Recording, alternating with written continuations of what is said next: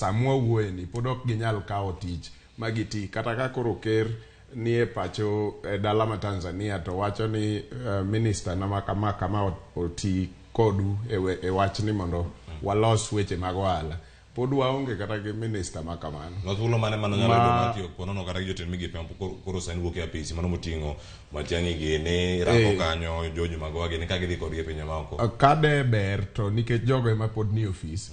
De waneno jogo to ni wacho ni ne gikawo tijno gidhigo nyime ka jogi obedo sworn in to giwenegi ni mae file mae gima nyo kero chako kama to mwaneno ni en vice versa nyo ting'ore odhi gi jok manyien mapok obedo vetted mamoko kuomgi inyalo po ka ok ochopo e ofisno.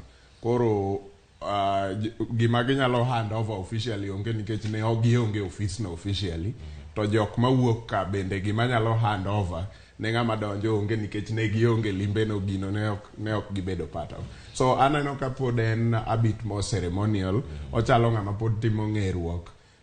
Aparo ni tok kose organize executive ma jogi obedo sworn in nyaka PSS eka limbe ne bro make a lot of sense ne dongruok ma pacho ka. Masani kane jatend piny Mano Samia Suluhu kano loso kachiel koda William Ruto chieng' manyoro jaulwache lo wacho ni kar jot mare mano wacho ni ikulu man Dar es Salaam kama ne giloso chieng' manyoro gino mano wacho kacha ni jotend migepe mag pinje ariyo gi koro nego bedi tudore leo mag jotend migepe masani nitiere apisi wuotho kanyakla kod jatend piny William Ruto kadhi Tanzania nyalo kelo mana kaka Meshako wach nyalo bedo gi paro mane mopogore kata manyalo bedo ni nyalo bero chenro mag William Ruto kata kodhi nyime.